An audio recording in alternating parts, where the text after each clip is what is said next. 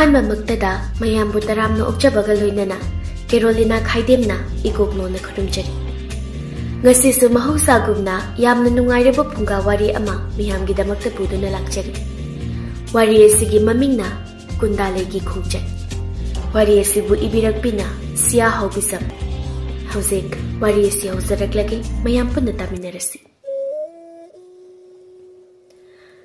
thaina ngalingai matamda khullama lairami khullasigi mamingna ningthi khul haina kaurami khullasi yamna ingna chikna pali Lairiba khunja singsu pukchal tinana yamna nungsi chanana lemine Khulasida lairiba praja singsi turel da kumduna nga phaba manama sing hektuna kaithil da yonba asina makhoigi nomugi pukcha koirami Kundale ningthi khulasida masak matau phajabada maming yamna chatli Mama mapa gi naitom yaujabi machani ka hena nungaibe imung amadi oide Adubo, suba no mayamna kanmana khul aduda lairiba imung amadada laita lairigi maramda hangte. Mapa chawthoi, mabuk marayamna tappi, pukchal chawi. Mama memthoi so, binungsi yamna chawi. Mama memthoi di, mana masing khara kaithil da puduna yolaka, masidagi phangnak pasel aduna imungi chengchak wali. Mapa na turel da kumduna, lu thumduna, lang thaduna nga phai. Kundalay di, yumda layna fisalon sa tawduna imungi mating pangi. Ningthi khulasiga thangnana layba khul amada pagchaw ko ba nipa malayrami. Pagchaw, mapaga khaklamine. Mamadi, pagchaw na piklingayda atopa nupa amada mayumpan kirami. Yamna wana nung magi apang bakara chatuna mapamacha punsi leli. Pagchaw na layriba khulasi, Wagi pothok, lasingi pothok, marangkai ne phangi. Atopa khulgi miyoi kaya laktuna pothok singa sibule. Yamna su phazai, sadorak khuding masa yamna nali. Mamalsu ahungbada phangi. Karbar tawba miyoi kaya na mafam asida phangba pothok khuding mag ahungba mamalda leiduna senong yamna phangna atopa da yoli. Pagchawgi khulasida leiriba praja singa sisu suba nomba yamna kali. Thabak kanmana amaga wasinaduna matam manghande. Ahangma matamda yumge ingkol saban semsili. Somnana kundalay, fi saduna leiringayda mapana ingkol dagi kaurai. Thoibi, nangbu ising gajikta puthorau ne hai. Kundalay sutaraduna. Hoy puthorage baba. Asi haiduna imungda changkri. Ising kharap puduna kundalay mapagi manakta lakli. Mapagi manak yauraduna ising adu piraga kundalay na asumna harai. Baba, nungsa marak sida horal nundang wairam ingna surodana ngahak putharu lao. Chawthoina. Horen ngai duna leirabadi asuk yamba thabak ase kanana loisingani bema. Warasu wana hojik ngahak tek tek da hobasina yamna phaiko. Imasu ngahak leirabadi halaklani. Aisu phi sari base losinaba tawrukige ko dudi baba. Asi hairam laga changkre. Changkriba machanupi kundalay bu yenglaga mapa chawthoina asumna khali. Isasi leksabi pungkak pharabani ko. Khara leirabadi thaja yonjabagi matam su laklani. Asumna khalladuna ngahak potharaga thabakta mai amu osinkre. Nungdang wairamgi matamni mama memthoisu kaithildagi halakli kundalaisu imungi tawba yaba thabak khara tawraga chakhumda changduna chak thongnanaba sem sakri memthoisu makho chamthoklaga machanupigi manakta changnai wajarabani memthoisu ayuk chakngan chaduna nomagi pukchak tananaba kaithilda pot yolibadu masi khangladuna kundalaisu mama wadanabani haiduna imungi thabak pumba mana loina hotnaribani Mamana Thoibi nangbu yamna warabro Ichana imungi thabak pumba loina tawduna leire Imana su nomata mating pangba ngamdre tho Wahadede ima imungi thabak khara khak tawbasibu kaigi wadoino Imaga babagana hena waribani aina tawriba thabak asidi kaisunatiye ima Asumna Mama macha wari sanaduna leiri kanda mapa chawthoisu sangnaklaga asumna hairi. Kari wari bu sanaribano ne. Nama na chana ngasai gi sanari busibo. Mapagi wasida Kundalaina. Imana ibu yam warabran hariba. Imungi thabak khara khat tawbasida. Charaga tumaga leibaga chap manaraba ingonda. Wasi hairisibu ikaidabra khangde de baba imhase. Machagi wasida mama mapa ani du yengnaduna punna noi. Saksu loiraduna punna chaduna Kundalaina thabak pumba loisillaga tumna hitnananaba changnakri. Somdana Pakchau matau kharaga turelgi manakta punna phaminaduna magi punarak pachayo madu chaminari. Mayamgi maraktagi amana hairi. Chari basa khara thuna lusinaba honase. Aduga lusingdo amuk kainanaba. Asi hairiga chari baduda amuk onsilami. Asumna chaba thakpa loireduna mana thumlamba lusingdu kaiba hunari. Ngayamna phanarami. Lu kaiba loireduna mayum da kanarasi hainarakli. Lakminariba matau mayamga punna mayum da karakli. Lambi chatna Pakchawna hairi. Ahingi matam soirakle pharagli banga se nongalabadi masalo ini suputar. Yum yoraga yaitholudrabadi chabuga mata yarana.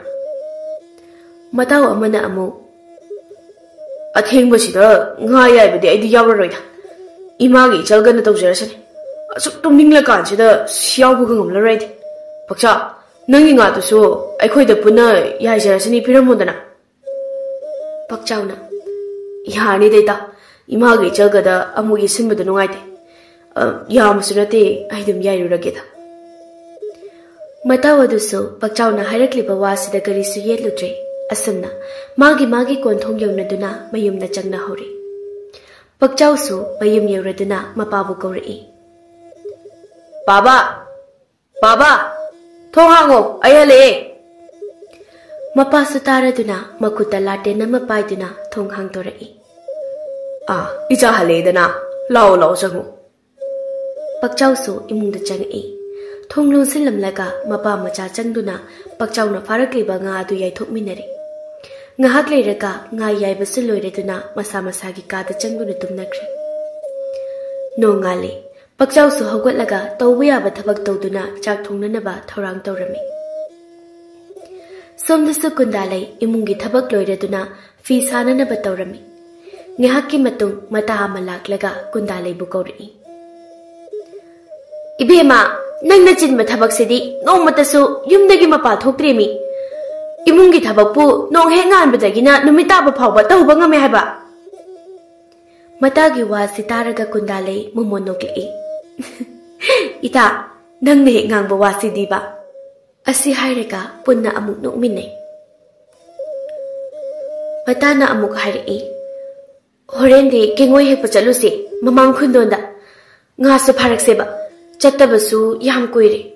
Nungsu tarakidre kadawrabano khangde. Mahausagi ahongba kayasina aikhoise handaki kumsimadi yamnasu wanare. Mahi marung kaya tharabasu nong taraktabana chawbasu hendredo. Sariba nungsasinasu kangduna loina sire. Karambu thokligadaba khanbada wadaba ngamde. Asi hairaga nungaitaba sakpamda lay. Sumsu sumlibani matana hairiba wasi taraga Kundalaina. Khulgi miyoi khudimak wabana ha launari. Nungsina taraklabadi aikhoigi awabase karasu phagadabani. Matana Pharese tolasi masigi wasi. Ado aina haibado soiba yaroi ko. Numi khara leitharaklaga chaluseba. Aisu halage.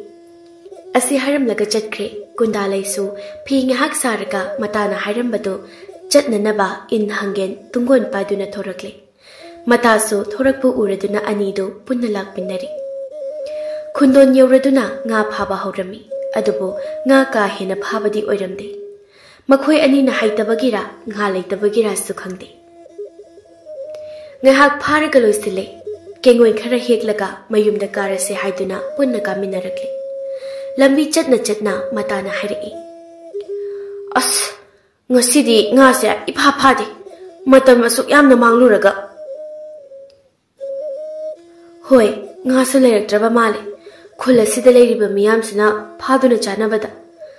Hayengdi jangan jaduna padagi tharo thaman heklusi aduga kaithenda yolusi mataduna ai sahage khalamini ngahansu maningi inena lei khare hektuna purona haramani ai so hage khallaga dum kaudana leire idana harela kan ningsingi asumna matasu magi thongal yeuraduna lehore kunda leisu mayum yeuraduna changnakle numidang wairamgi thabak tawnana bahonarami somdana pakchausu changan thongdokle loireduna chayom yomle aduga mapada chatluki ge hairamlaga matau singa punna chatminakre turel yeuraduna ngak pothabo oina wari watai sanai asumna ngahak leirega mana purakliba langsing adu turel de kumduna thaba horami lang thana amana hairei ngasidi mafam sida hingleklase ayuk ngana kaitheda pharpa nga sing si yonanaba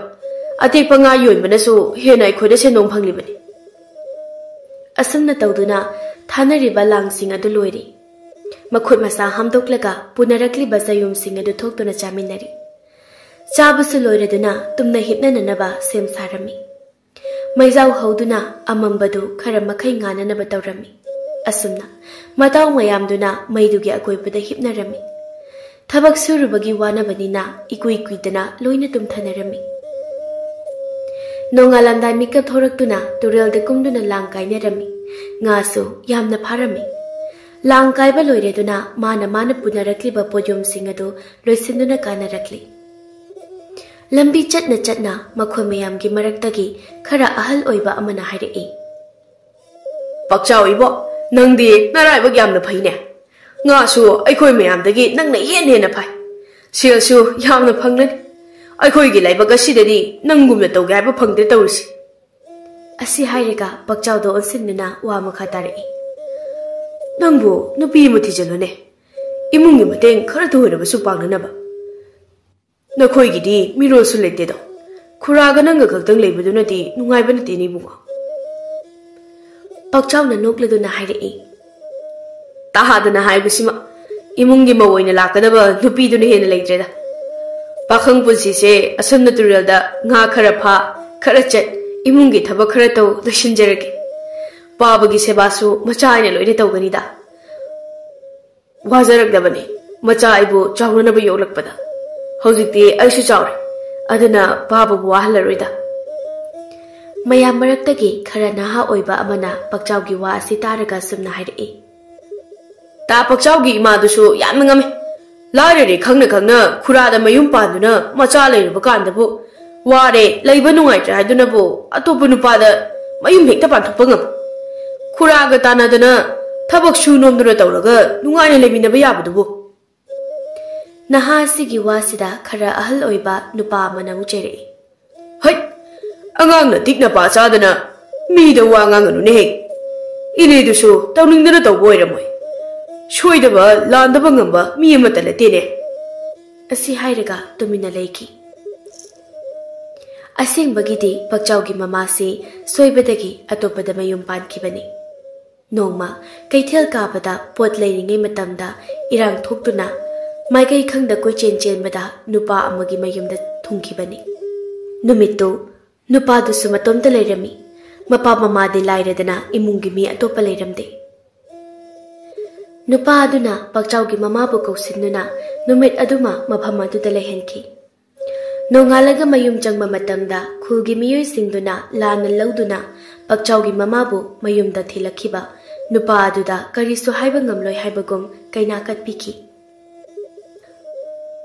pakchaugi mapasu asaubana mang thakibana khul adugi miyoi singi mayokta wa machet amata haikide mama gi matauda pikliba pakchaunadi karisu khangdabana mama bu pukhidore haiduna konsinduna wa kappi mapana themnana bo honai adubu aremba taki mama gi mathadagi pakchaubu mapana lawthuktuna lehore mama oibi madi macha gi matauda kaptaba ngamdri tung handuna pakchaubu yengduna kaptuna chatkirami kanada su kaisu haiba ngamjaramde asumna pakchauga mamaga lapnakibani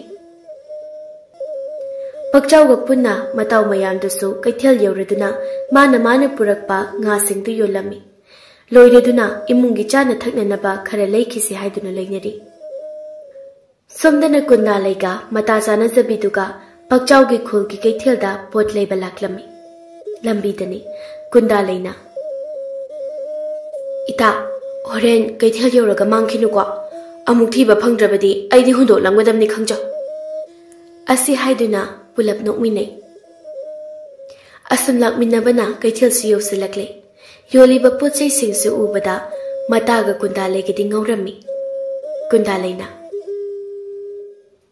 इता असिदगी लसिंगी फीसे यामना फसेगी अमा लेखिसे असि हाइदना मतागी खुदांग अदु पाइदना चिंगदुना लाक्ले pot अदु मीना हाना लेखिनि हाइबगी मतौनी कुंदा लेना खलिबसे कुंदा लेगी मतौ असिदा मतादो नोक्लदुना हाइरई करीनो खुदांग से लोइना तत्पा तारिमी हमना दौसे मीना लेगेना लाक्लबसुने अइना इतागिनेना हाइगेबा मतागी वासिदा कुंदा ले बेंजब मिनोक अमा नोक्लदुना मतादो उनसिंदुना खुबाकना सेट लाउना थाई असुमना ngahak leiraga potpham phambi adugi manakta laklaga kunda leina pamliba lasingi phi adu yenglami mata ani dugi mana pamjaba phi khalaga selfie raga leithorakpada nupa amana thengjinuna kunda leidu leimaida tusili pakchau su ipapa khana icha sopro asi hairaga phamtharai kunda leina sokde debu aina soibani saubiba yadeko asi hairaga phamlambadu phuk hagutuna mataga chatminaki pakchau hoisu mayumda hanakri kundalaiga mataga su yum yauraduna kundalai hoida punna chak chaminarami matana hairai ita ngasai nupadu masak matau yana phase chungphira sachai magi miyengda aidi yam chingnei ko kundalaina तानिंगदे दा भागिनेना चारिबा चागसे हाना लोइसिनकिसि अदुगा नंगी भागिदो तौरबा असि हाइदुना चाकतो मखा ताना चामिनरे लोइरेदुना मांगोलदा fuck अमा थारगा पुन्ना फामिनरे अदुगा लेरक्लिबा फिएदु पुथोक्तुना येमिनरमि कुंदा लेना फसद्र फिएसे अइदि असिगुम्बा फिएसे याम पामजे मथंग चटपदा अमुक लेरक्सिको असुमना ngahak wari watai tauruba matungda matadusu mayumda halage haiduna chakre kundalaisu mama mapa halaklaga chanana bachak thongba chankre ngahak leirega mapa mama su halakle ngasidi matamdu khara thengli makhoi ahumna chak chari badu aduna kundalaina thabak loisinbada khara su thengdokri chathokluba gi wabaga thabak loirakpada masadu pop tari aduna tumba chankre Nongma पक्चाउगी मपादो कुंदालै होइदा लाक्लमी चाउथोइगा पक्चाउगी मपागा यामना लुना तिनरपा मरबनी मताउ लापु उबदा चाउथोइसु यामना हराउरमी चाउथोइना इताउ लालिदना चलो असि हाइरगा कुंदालै बुकौरई हाय इबेमा थोइबी फिदा अमदा बुथोरौ नै मी लाइने कुंदालैसु फिदा पुथोरक्तुना मांगोलदा थारमी अदुगा इमुंगदा चंगिगे तवि मपाना हाय चाक थोंगो लाक्लिबसे इपागी मरुपनी नंगिसु बाबनिको चलो इपाना nga लेरक्लगे कुंदालैना होय बाबा हाइरमलगा इमुंगदा चंग्रे कुंदालैनि हेक चंखिबगा पक्चाउगी मपादु वा nganglai इदाउगी जानुपिसिदि लेसा फारमेने लाक्तबसु कुइबगा अदो हाइनकिबो वादुदि काउनगुमसिको मरो इसा नुपा नुपि थिबा खंगदबदो हनकति मयुम मकै पाननबा तहौरके पीदबा क यारोइको असि हाइदुना नोई चाउथोइसु नोकचे मताउगी वासिदा अदुगा समना हाइरई होइदा काउदे गैदौरगे हाइनकिबो वादो अइना करिगि ngakloy इताउ का फमलमुको आई nga macha mata lenglukhige asi hairamlaga hogatuna thokre pakchaugi mapaso chauthoigi ingkholda thariba manamasing adu yengba thoraklami ingkholda thariba mayamda uraga machinda asumna soli phajakreda itaugi ingkhosi yengbugi penba naidida asumni yenglikanda chauthoi su halakli मखोई एनी इमुंग द पुन्ना चंगमिनरक्ले कुंदालैना चाक लोइरेदुना मयाम पुन्ना चामिनरी चाबा थकपसे लोइरेदुना मांगोलदा कुंदालेगी मपागा ममागा पक्चाउगी मपागा फमदुना वारी वताई सादुना ले असुमना ngahak leirega पक्चाउगी मपा सु हल्लगे हाइरगे चाउथोइना मागी नुपीदो उनसिनलगा असुमना हाइरई हाय मेमथोय इताउगी मना मसिंग खरा हेकलगा हाउकिसी चलो इंखोदा चंगलगा अमुक्ति हेकलोचो मेमथोइसु होई हाइरमलगा इंखोदा चंग्री कुंदालैसु ममागी मनाक्ता चंगलई अदुगा मना मसिंग हेकपे याउसलई कुंदालैना इमा असुक याम मना मसिंग असिबु कैदौनबगिनो मेमथोइना नपागी मताव मलाग्लिबसिदा हापगिनिने यारनी लाओ असी हाइरेगा ममा मचा चंगदुना हेकलकपा मना मसिंग सिंगदो हापलमी पक्चाउगी मपासु हापलग्लिबा मना मसिंग सिंगदो पुरगा हराव हरावना मयुमदा हनखिरमी मयुम यौरदुना पुरक्लिबा मना मसिंग सिंगदो लौथुलगा मफम चाना चाना थमी मतांग असिदा पक्चाउसु संगलई मपाना तौरमलिबदु उबदा हंगलई बाबा असुक याम मना मसिंग सिंग असिदि कराइदगिनो मपाना इमौगी युमदगी पुरक्लिबनी असी हाइरेगा पक्चाउदा नोफेट के तौसिलई पक्चाउदी मपागी मतौ असिदा वाखल तारमदे इंगाउ गाउना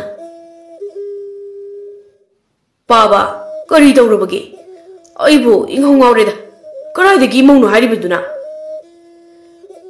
मपाना निंथी खुलदगी इमौनी इपागी मरुब अमगी मसानुपीनी मसक मतौसु याम फजै थबक तौबदसु मचु ताई इसाने येंबदा पामगनी खलिनी इपाना नुपीगी मतांगदा हाइरपसिदा पक्चाउदो हाइफेट इकाइरप तौना लौथदुना लेखी मचागी मतौ उबदा मपादो मोमो नोक्लदुना अमुक्सो हाइरई इकाइगनुने नुपा मचारंबो इपा इचा खक्ता लेबा युम असिदा नंगने इकाइरिबनी हाइदुना दुम लेरबदी करमना वा तानगनी इपा इचादे मपाना हाइरिबा वासी चुम्मी खलमे अतुबो इकाइरबसु लोसिनख्रे मपादो उनसन्दना पक्चाउना पावना हनिंगलिबदो नचादा चिंगनदना अदुमक हाइबियो पाबा नुपी मचा अदुगी ममिंग कुंदालै कौई इमुंग मनुंगी मिसु यामना फै इपागा अंगांग ओइरिङैदगी लोइनरक्लबा पुक्चेल खोइजल तिनरक्लबा मरुनी नमा लेरिङैदा इचा इचा पिनसी हाइदुनि यानखिबनी मतमदो नखोइदि यामना पिकले अदुना करिसु खंगनदबनी नखोइना मपागी वासी तारगा पक्चाउना पाबगी याथंग नचाना केदौनुंदसु खखि तुकजरोय मचागी वासी ताबदा मपादो हराउबना ngमखै लेत्रि मपाना इसादनी मपानिंगबा असी हाइरगा पक्चाउबु कोसिनबी मचागी वासी ताबदा मपादो हराउबना ngमखै लेत्रि मपाना इचादनी मपानिंगबा असी हाइरगा पक्चाउबु कोसिनबी मपादु कपी पक्चाउदी ओहंदा अदुगा असुमना मबुकनिंगदा खले नाहक लेरमलबदी नचागी अवात अपा अपाम पामदा पुंबा हंगदुना खंगदोकलमगदबनिको असी खन्ना खन्ना मपी तेथोई असुमना नोंगमा हौखी निनी हौखी तौदुना पक्चाउगा कुंदालैगगी लुहुंबगी मतमसु लेबले खुल अदुदा लेबा मता मयामगा पुन्नुना वारी वाताई तौदुना लेरमी मयामगी मरक्तगी अमना कुंदालै अखोइबु काउखिनुको निंथी खुल असिदा तोइना तोइना लाओ नंगी नुपा पुरगा अमना मु हाइरई नंगी नुपा ओइगदौरिबदसु सुबा नोंबा यामना कल्ली हाइना ताई नंदी लाइबक फबि हाइदो ओइरबने सुनिंगदबा फतबा नुपादा वाइथुंद्रिबसि लेहौगदौरिबा अखोइना करम थोक्लगदबा तंबा ngamde तौरिसि असी हाइदुना मयामदो पुन्ना नोकमिने मता मयामगा अचा अथक खरा चामिनदुना काइनरमी थेंजिल्लपा ओइबना कुंदालैसु मयाम पुनबगी चाइरिबा मयामदो लुसिलमी लोइरदुना इमुंगदा चंगलगा थबक तौननबा होनरमी मेमथोइना इबेमा ngasiदी चाकतो इमाना थोंबिरगे इचा वारमननी पोथाजरो ngahakta ꯆꯥꯛ ꯂꯣꯏꯔꯒ ꯏꯃꯥꯅ ꯀꯧꯔꯛꯂꯒꯦꯀꯣ꯫ ꯃꯃꯥꯒꯤ ꯋꯥꯁꯤꯗ ꯀꯨꯟꯗꯥꯂꯩꯅ ꯏꯃꯥ ꯀꯩꯁꯨ ꯋꯥꯕꯁꯨ ꯅꯠꯇꯕꯁꯤꯗ ꯑꯩ ꯑꯗꯨꯝ ꯊꯣꯡꯂꯒꯦ꯫ ꯏꯆꯥꯅ ꯌꯨꯝ ꯑꯁꯤꯗ ꯂꯩꯒꯗꯧꯔꯤꯕꯁꯦ ꯀꯨꯏꯁꯜꯂꯛꯇ꯭ꯔꯦ, ꯑꯗꯨꯅ ꯏꯃꯥꯅ ꯊꯣꯡꯕ ꯆꯥꯛꯁꯨ ꯈꯔ ꯄꯤꯖꯅꯤꯡꯉꯤꯅꯦ ꯏꯕꯦꯝꯃ꯫ ꯃꯃꯥꯒꯤ ꯋꯥꯁꯤꯗ ꯉꯁꯥꯏꯗꯒꯤ ꯍꯔꯥꯎ ꯍꯔꯥꯎ ꯂꯩꯔꯝꯕꯤ ꯀꯨꯟꯗꯥꯂꯩꯗꯨ ꯀꯞꯅꯤꯡꯕ ꯐꯥꯎꯔꯝꯃꯤ꯫ ꯃꯄꯤ ꯏꯔꯥ ꯆꯦꯜꯂꯗꯨꯅ ꯃꯃꯥꯗ ꯌꯦꯡꯂꯛꯏ꯫ ꯃꯆꯥꯒꯤ ꯃꯇꯧ ꯑꯁꯤ ꯎꯔꯒ ꯃꯃꯥꯅ ꯍꯥꯏ ꯀꯔꯤꯒꯤ ꯀꯞꯂꯤꯕꯅꯣ?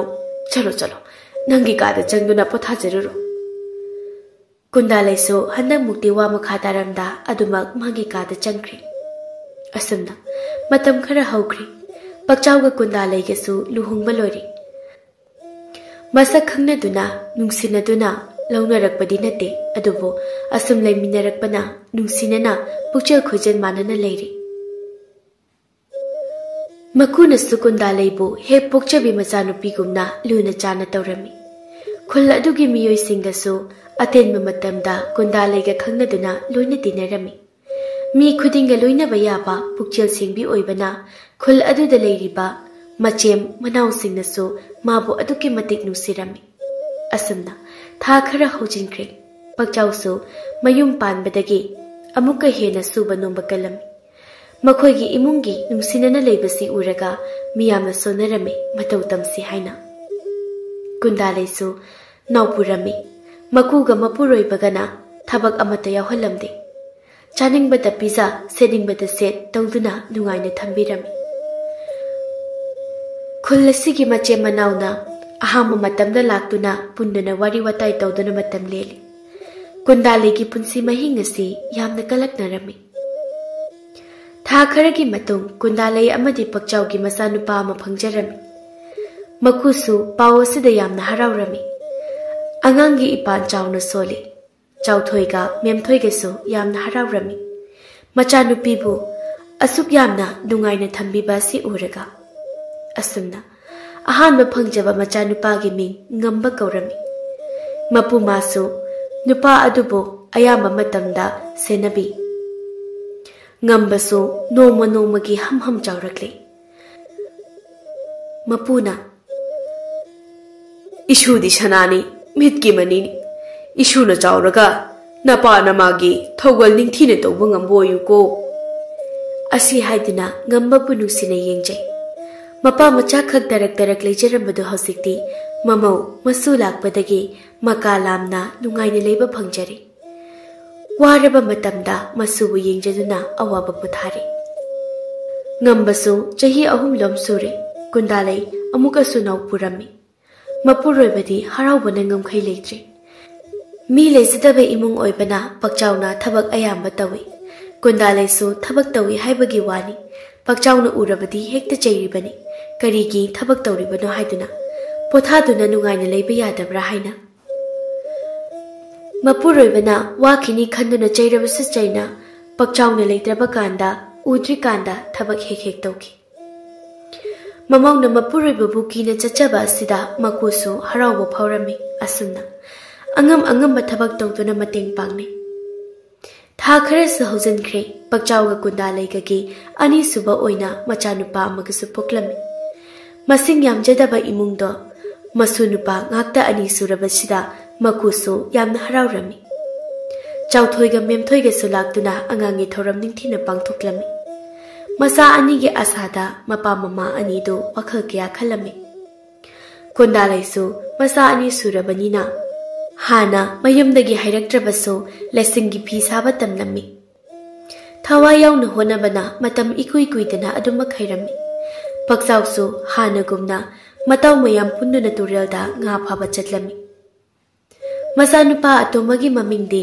ꯃꯄꯨꯅ ꯊꯣꯟꯒꯦ ꯍꯥꯏꯗꯨꯅ ꯊꯧꯕ ꯍꯥꯏꯅ ꯀꯧꯔꯝꯃꯤ꯫ ꯃꯁꯨ ꯑꯅꯤꯕꯨ ꯃꯤꯌꯥꯝꯗꯒꯤ ꯍꯦꯟꯅ ꯃꯤꯊꯣꯏ ꯃꯤꯍꯦꯟꯕ ꯑꯣꯏꯍꯟꯅꯤꯡꯉꯤ ꯍꯥꯏꯅ ꯇꯠꯇꯅ ꯍꯥꯏꯔꯝꯃꯤ꯫ ꯅꯣꯡꯃ ꯄꯛꯆꯥꯎꯅ ꯀꯨꯟꯗꯥꯂꯩꯗ ꯑꯁꯨꯝꯅ ꯍꯥꯏꯔꯝꯃꯤ꯫ ꯏꯆꯥ ꯉꯝꯕꯒ ꯊꯧꯕꯒꯁꯨ ꯑꯁꯨꯝ ꯆꯥꯎꯁꯤꯜꯂꯛꯂꯦ꯫ ꯑꯗꯨꯅ ꯑꯩꯈꯣꯏꯒꯤ ꯍꯥꯡꯗꯨꯅ ꯂꯩꯔꯤꯕ ꯏꯪꯈꯣꯜ ꯑꯁꯤꯗ ꯃꯅꯥ ꯃꯁꯤꯡ ꯊꯥꯖꯤꯟꯁꯤ꯫ ꯃꯇꯦꯛ ꯑꯃ ꯂꯁꯤꯡ ꯄꯥꯝꯕꯤ ꯊꯥꯁꯤ, ꯑꯗꯨꯒ ꯋꯥ ꯈꯔꯒ ꯊꯥꯖꯤꯟꯁꯤ꯫ ꯃꯁꯤꯅꯕꯨ ꯅꯤꯡꯊꯤꯅ ꯍꯧꯔꯕꯗꯤ ꯏꯆꯥ 2ꯒꯤ ꯃꯅꯤꯡ ꯊꯨꯡꯕ ꯉꯝꯒꯅꯤ꯫ ꯀꯨꯟꯗꯥꯂꯩꯅ ꯑꯩꯁꯨ ꯍꯥꯏꯒꯦ ꯈꯜꯂꯝꯕꯅꯤ ꯍꯣꯔꯦꯜꯗꯒꯤ ꯊꯥꯕ ꯍꯧꯔꯁꯤ ꯑꯁꯤ ꯍꯥꯏꯔꯒ ꯆꯥꯛ ꯊꯣꯡꯅꯅꯕ ꯆꯥꯛꯈꯨꯝꯗ ꯆꯪꯈꯤ ꯅꯨꯃꯤꯠ ꯂꯩꯊꯔꯛꯄ ꯃꯇꯝꯅꯤ ꯃꯀꯨꯅ ꯄꯤꯛꯂꯤꯕ ꯃꯁꯨ ꯑꯅꯤꯕꯨ ꯁꯦꯟꯅꯗꯨꯅ ꯂꯩ ꯑꯗꯨꯒ ꯄꯛꯆꯥꯎꯒ ꯀꯨꯟꯗꯥꯂꯩꯒꯅ ꯏꯪꯈꯣꯜꯗ ꯄꯣꯠꯆꯩ ꯀꯟꯅ ꯊꯥꯔꯤ ꯃꯇꯥꯡ ꯑꯁꯤꯗ ꯄꯛꯆꯥꯎꯒꯤ ꯃꯇꯥꯎ ꯑꯃ ꯂꯥꯛꯂꯝꯃꯤ ꯄꯛꯆꯥꯎꯕꯨ ꯎꯔꯗꯨꯅ ꯏꯇꯥꯎ ꯍꯥꯏꯅ ꯀꯧꯔꯛꯏ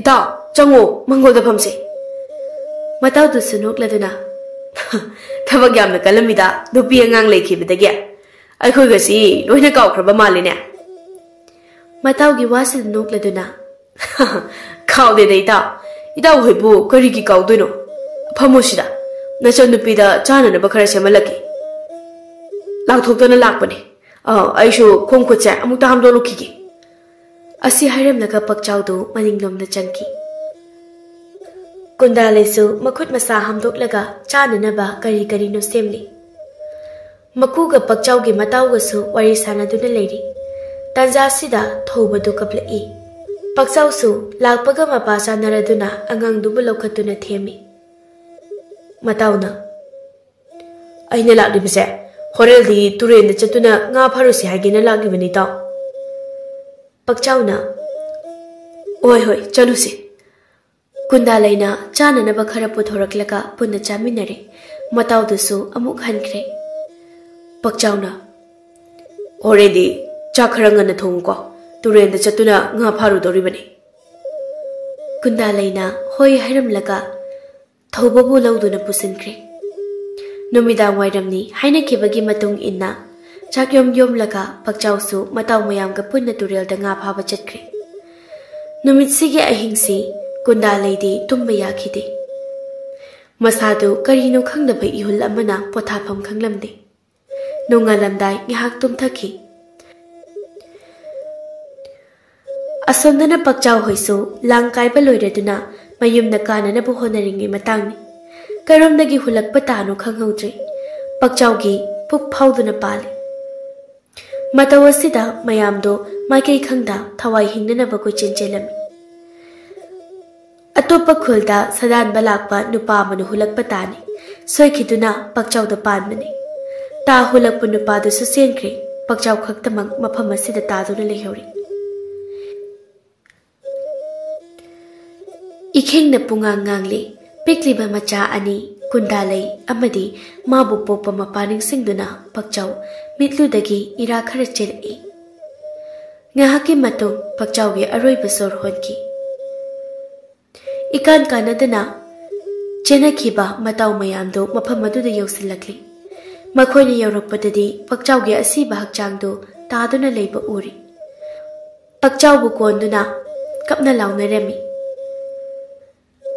ꯀꯥꯏꯅ ꯊꯪꯗ ꯄꯛꯆꯥꯎꯒꯤ ꯊꯋꯥꯏ ꯌꯥꯎꯗ꯭ꯔꯕ ꯍꯛꯆꯥꯡꯗꯨ ꯃꯈꯣꯏ ꯃꯌꯥꯝ ꯆꯪꯗꯨꯅ ꯄꯨꯔꯛꯂꯤ ꯁꯣꯝꯗꯁꯨ ꯀꯨꯟꯗꯥꯂꯩ ꯑꯌꯨꯛꯀꯤ ꯊꯕꯛ ꯇꯧꯗꯨꯅ ꯂꯩꯔꯝꯕꯅꯤ ꯀꯣꯟꯊꯣꯡꯗ ꯃꯌꯥꯝ ꯂꯥꯡꯕꯗꯨ ꯍꯥꯏꯐꯦꯠ ꯌꯦꯡꯂꯨꯕꯅꯤ ꯑꯗꯨꯕꯨ ꯃꯄꯨꯔꯣꯏꯕꯒꯤ ꯑꯣꯏꯔꯛꯂꯤꯕ ꯐꯤꯕꯝꯗꯨ ꯎꯕꯗ ꯁ꯭ꯋꯥꯏ ꯂꯥꯎꯈꯤ ꯃꯀꯨꯁꯨ ꯃꯁꯨ ꯑꯅꯤꯒ ꯁꯥꯟꯅꯗꯨꯅ ꯂꯩꯔꯝꯕꯅꯤ ꯑꯗꯨꯕꯨ ꯑꯣꯏꯔꯤꯕ ꯃꯇꯧ ꯑꯗꯨꯗ ꯀꯔꯤꯅꯣ ꯍꯥꯏꯅ ꯃꯆꯥꯒꯤ ꯅꯥꯛꯇ ꯆꯦꯟꯁꯤꯜꯂꯛꯂꯤ ꯃꯆꯥꯒꯤ ꯊꯋꯥꯏ ꯌꯥꯎꯗ꯭ꯔꯕ ꯍꯛꯆꯥꯡꯗꯨ ꯀꯣꯟꯗꯨꯅ ꯀꯞꯄ ꯍꯧꯔꯛꯂꯤ ꯀꯨꯟꯗꯥꯂꯩ ꯋꯥ ꯑꯃꯠꯇ ꯉꯥꯡꯈꯤꯗ꯭ꯔꯦ ꯎꯆꯨꯛ ꯌꯨꯡꯕꯒꯨꯝꯅ ꯇꯨꯃꯤꯟꯅ ꯂꯦꯞꯇꯨꯅ ꯂꯩ ꯀꯞꯄꯁꯨ ꯇꯧꯗꯦ ꯉꯥꯏꯍꯥꯛꯀꯤ ꯃꯇꯨꯡ ꯀꯨꯟꯗꯥꯂꯩ ꯂꯩꯃꯥꯏꯗ ꯍꯥꯏꯊꯔꯛꯂꯤ ꯌꯨꯝꯊꯪꯅꯕ ꯃꯆꯦꯝ ꯑꯃꯅ ꯀꯣꯟꯈꯠꯇꯨꯅ ꯏꯁꯤꯡ ꯊꯥꯗꯨꯅ ꯋꯥꯈꯜ ꯂꯥꯛꯅꯅꯕ ꯍꯣꯠꯅꯔꯝꯃꯤ ꯉꯥꯏꯍꯥꯛꯀꯤ ꯃꯇꯨꯡ ꯀꯨꯟꯗꯥꯂꯩ ꯋꯥꯈꯜ ꯂꯥꯛꯂꯤ ꯃꯄꯨꯔꯣꯏꯕꯒꯤ ꯊꯋꯥꯏ ꯌꯥꯎꯗ꯭ꯔꯕ ꯍꯛꯆꯥꯡꯗꯨ ꯀꯣꯟꯗꯨꯅ ꯀꯞꯂꯤ ꯊꯋꯥꯏ ꯌꯥꯎꯗ꯭ꯔꯕ ꯍꯛꯆꯥꯡꯗꯨꯒꯤ ꯃꯊꯧ ꯃꯉꯝ ꯃꯌꯥꯝ ꯆꯪꯗꯨꯅ ꯄꯥꯡꯊꯣꯛꯈ꯭ꯔꯦ ꯆꯥꯎꯊꯣꯏꯒ ꯃꯦꯝꯊꯣꯏꯒꯗꯤ ꯃꯆꯥꯅꯨꯄꯤꯒꯤ ꯃꯇꯧꯗ ꯀꯞꯇꯕ ꯉꯝꯗ꯭ꯔꯤ ꯄꯤꯛꯂꯤꯕ ꯃꯁꯨ ꯑꯅꯤꯕꯨ ꯀꯣꯟꯗꯨꯅ ꯄꯦꯟꯅ ꯀꯞꯆꯩ ꯑꯁꯨꯝꯅ ꯃꯇꯝ ꯈꯔ ꯍꯧꯈ꯭ꯔꯦ ꯀꯨꯟꯗꯥꯂꯩ ꯃꯆꯥ ꯑꯅꯤꯒ ꯄꯨꯟꯅ ꯃꯥꯡꯒꯣꯜꯗ ꯊꯥꯖ ꯃꯥꯕꯨ ꯌꯦꯡꯗꯨꯅ ꯂꯩ ꯉꯝꯕꯗꯤ ꯃꯃꯥꯗ ꯉꯥꯊꯗꯨꯅ ꯎꯏꯔꯨꯝ ꯎꯏꯔꯨꯝ ꯇꯧꯔꯤ ꯊꯧꯕꯗꯤ ꯃꯃꯥꯒꯤ ꯇꯝꯄꯥꯛꯇ ꯇꯨꯝꯂꯤ ꯃꯆꯥ ꯑꯅꯤꯕꯨ ꯎꯔꯒ ꯑꯁꯨꯝ ꯈꯜꯂꯤ ꯅꯈꯣꯏ ꯑꯅꯤꯒꯤꯗꯃꯛꯅꯤ ꯏꯃꯥꯅ ꯍꯤꯡꯂꯤꯕꯁꯦ ꯃꯐꯝ ꯑꯁꯤꯗ ꯑꯁꯨꯝ ꯐꯝꯗꯨꯅ ꯅꯣꯡꯉꯥꯟꯈ꯭ꯔꯦ ꯃꯀꯨꯅ ꯍꯧꯒꯠꯇꯨꯅ ꯊꯣꯔꯛꯄꯗ ꯃꯃꯧꯅ ꯃꯥꯡꯒꯣꯜꯗ ꯃꯁꯨ ꯑꯅꯤꯒ ꯂꯩꯔꯝꯕꯗꯨ ꯎꯔꯦ ꯏꯕꯦꯝꯃ ꯅꯪꯕꯨ ꯏꯃꯨꯡꯗ ꯆꯪꯂꯒ ꯅꯤꯡꯊꯤꯅ ꯇꯨꯝꯕ ꯌꯥꯗ꯭ꯔꯣ? ꯆꯣ ꯏꯄꯥꯁꯨ ꯈꯨꯜꯒꯤ ꯋꯥ ꯇꯥꯅꯕ ꯌꯥꯎꯔꯨꯈꯤꯒꯦ. ꯉꯟꯅ ꯈꯟꯅꯁꯤ ꯍꯥꯏꯕꯅꯤ. ꯑꯁꯤ ꯍꯥꯏꯔꯝꯂꯒ ꯆꯠꯈ꯭ꯔꯦ. ꯀꯨꯟꯗꯥꯂꯩꯁꯨ ꯃꯆꯥ ꯑꯅꯤꯗꯨ ꯀꯥꯗ ꯄꯨꯁꯤꯟꯗꯨꯅ ꯍꯤꯞꯍꯜꯂꯝꯃꯤ. ꯏꯃꯨꯡꯒꯤ ꯊꯕꯛ ꯇꯧꯔꯝꯃꯤ. ꯂꯣꯏꯔꯒ ꯃꯀꯨꯒꯤ ꯆꯥꯛ ꯊꯤꯗꯣꯛꯇꯨꯅ ꯊꯅꯝꯂꯦ. ꯉꯥꯏꯍꯥꯛꯀꯤ ꯃꯇꯨꯡ ꯃꯀꯨꯁꯨ ꯍꯜꯂꯛꯇꯨꯅ ꯆꯥꯛ ꯄꯨꯟꯅ ꯆꯥꯃꯤꯟꯅꯔꯦ. ꯃꯀꯨꯅ, ꯏꯕꯦꯝꯃ, ꯑꯩꯈꯣꯏ ꯈꯨꯜ ꯑꯁꯤ ꯊꯥꯗꯣꯛꯇꯨꯅ ꯆꯠꯄ ꯇꯥꯔꯦ. ꯃꯀꯨꯒꯤ ꯋꯥꯁꯤꯗ ꯀꯨꯟꯗꯥꯂꯩꯅ, ꯕꯥꯕꯥ, ꯀꯔꯤꯒꯤ ꯑꯩꯈꯣꯏꯗꯤ ꯈꯨꯜ ꯑꯁꯤꯕꯨ ꯊꯥꯗꯣꯛꯇꯨꯅ ꯆꯠꯀꯗꯧꯔꯤꯕꯅꯣ? ꯊꯪꯅꯕ ꯈꯨꯜꯗ ꯃꯈꯣꯏ ꯃꯁꯦꯜ ꯀꯔꯕꯥꯔ ꯇꯧꯕꯗ ꯃꯔꯩ ꯇꯧꯅꯔꯛꯄꯗꯒꯤ ꯑꯐꯪ ꯃꯤ ꯍꯥꯠꯇꯨꯅ ꯂꯃꯟ ꯈꯨꯝꯅꯔꯤ. ꯑꯇꯣꯞꯄ ꯈꯨꯜ ꯀꯌꯥꯗꯁꯨ ꯆꯠꯇꯨꯅ ꯃꯤꯒꯤ ꯌꯨꯝ ꯃꯩ ꯊꯥꯕ, ꯑꯣꯠꯄ ꯅꯩꯕ ꯀꯌꯥ ꯇꯧꯔꯦ ꯍꯥꯏꯕ ꯄꯥꯎ ꯇꯥꯕꯒꯤꯅꯤ. ꯑꯩꯈꯣꯏꯒꯤ ꯈꯨꯜꯗꯁꯨ ꯂꯥꯛꯂꯣꯏ ꯍꯥꯏꯕ ꯉꯝꯗꯦ. ꯑꯗꯨꯅ ꯃꯌꯥꯝ ꯄꯨꯟꯅ ꯋꯥꯔꯦꯞ ꯑꯁꯤ ꯂꯧꯈ꯭ꯔꯦ. ꯍꯟꯗꯛꯀꯤ ꯊꯥ ꯑꯁꯤꯗ ꯃꯤꯌꯥꯝ ꯄꯨꯝꯕ ꯃꯥꯒꯤ ꯂꯩꯖꯕ ꯄꯣꯠ ꯈꯨꯗꯤꯡꯃꯛ ꯄꯨꯗꯨꯅ ꯑꯇꯣꯞꯄ ꯈꯨꯜꯗ ꯃꯇꯝ ꯈꯔ ꯁꯩꯗꯥꯡꯗꯨꯅ ꯂꯩꯕ ꯆꯠꯅꯔꯅꯤ. ꯑꯗꯨꯅ ꯑꯩꯈꯣꯏꯁꯨ ꯆꯠꯅꯅꯕ ꯉꯁꯤꯗꯒꯤ ꯄꯣꯠ ꯆꯩ ꯌꯣꯝꯁꯤꯟꯕ ꯍꯧꯔꯣ. ꯃꯀꯨꯒꯤ ꯋꯥꯁꯤꯗ ꯀꯨꯟꯗꯥꯂꯩꯅ, ꯈꯨꯜꯁꯤꯒꯤ ꯃꯤꯌꯥꯝꯅ ꯆꯠꯅꯈ꯭ꯔꯕꯁꯨ ꯑꯩꯈꯣꯏꯅ ꯆꯠꯀꯨꯝꯁꯦ ꯕꯥꯕꯥ. ꯑꯩ ꯌꯨꯝ ꯑꯁꯤꯕꯨ ꯊꯥꯗꯣꯛꯄ ꯉꯝꯂꯣꯏꯌꯦ. ꯍꯥꯏ, ꯃꯗꯨ ꯌꯥꯗꯦ ꯏꯕꯦꯝꯃ. ꯏꯁꯨ ꯑꯅꯤꯁꯦ ꯌꯥꯝꯅ ꯄꯤꯛꯂꯤ. ꯑꯗꯨꯅ ꯃꯤꯌꯥꯝ ꯆꯠꯂꯤꯉꯩꯗ ꯑꯩꯈꯣꯏꯁꯨ ꯄꯨꯟꯅ ꯆꯠꯂꯁꯤ. ꯏꯔꯥꯡ ꯅꯦꯝꯊꯔꯛꯂꯕ ꯃꯇꯝꯗ ꯃꯐꯝ ꯑꯁꯤꯗ ꯑꯃꯨꯛ ꯍꯜꯂꯛꯁꯤ. ꯏꯀꯨꯒꯤ ꯋꯥꯁꯤ ꯇꯥꯎꯅꯦ ꯅꯪꯕꯣ. ꯆꯠꯂꯣ. ꯃꯔꯨꯑꯣꯏꯕ ꯄꯣꯠ ꯆꯩ ꯈꯔ ꯌꯣꯝꯁꯤꯜꯂꯨꯔꯣ. ꯑꯁꯨꯝꯅ ꯅꯨꯃꯤꯠ ꯈꯔ ꯂꯩꯔꯒ ꯈꯨꯜꯒꯤ ꯃꯤꯌꯥꯝꯗꯨ ꯑꯇꯣꯞꯄ ꯈꯨꯜ ꯑꯃꯗ ꯆꯠꯅꯅꯕ ꯊꯧꯔꯥꯡ ꯇꯧꯔꯝꯃꯤ. ꯀꯨꯟꯗꯥꯂꯩꯁꯨ ꯆꯠꯅꯤꯡꯗ ꯑꯗꯨꯃꯛ ꯆꯠꯄ ꯇꯥꯔꯦ. ꯃꯀꯨꯅ ꯃꯄꯥꯟꯗꯒꯤ ꯀꯧꯔꯛꯏ. ꯍꯥꯏ, ꯏꯕꯦꯝꯃ, ꯅꯪꯕꯨ ꯂꯣꯏꯗ꯭ꯔꯤꯕꯔꯣ? ꯃꯤ ꯆꯠꯄ ꯍꯧꯅꯔꯦꯅꯦ. ꯊꯣꯔꯛꯑꯣꯅꯦ ꯅꯣꯏꯕꯣ. ꯑꯩꯈꯣꯏꯁꯨ ꯆꯠꯂꯁꯤꯅꯦ. ꯀꯨꯟꯗꯥꯂꯩꯁꯨ ꯊꯣꯔꯛꯇꯨꯅ ꯌꯨꯝ ꯑꯗꯨꯕꯨ ꯉꯥꯏꯍꯥꯛ ꯌꯦꯡꯉꯤ. ꯃꯄꯤ ꯇꯞꯅ ꯆꯤꯟꯊꯔꯛꯏ. ꯑꯗꯨꯒ ꯑꯁꯨꯝꯅ ꯍꯥꯏꯔꯛꯏ. ꯑꯩ ꯑꯃꯨꯛ ꯃꯐꯝꯁꯤꯗ ꯍꯜꯂꯛꯈꯤꯅꯤ. ꯃꯇꯝꯗꯨ ꯐꯥꯎꯕ ꯅꯍꯥꯛ ꯋꯥꯔꯕꯁꯨ ꯋꯥꯅ ꯉꯥꯏꯕꯤꯔꯝꯃꯨꯀꯣ. ꯑꯁꯤ ꯍꯥꯏꯗꯨꯅ ꯀꯞꯂꯤ.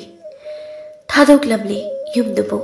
ꯃꯌꯥꯝ ꯆꯠꯅꯔꯤꯕ ꯈꯣꯡꯂꯝꯕꯤ ꯑꯗꯨꯗ ꯃꯆꯥꯅꯨꯄꯥ ꯉꯝꯕꯕꯨ ꯃꯈꯨꯠ ꯁꯝꯕꯤ ꯑꯗꯨꯒ ꯊꯧꯕꯕꯨꯅ ꯄꯣꯗꯨꯅ ꯑꯅꯧꯕ ꯈꯨꯜ ꯇꯝꯅ ꯆꯠꯈꯤꯔꯝꯃꯤ.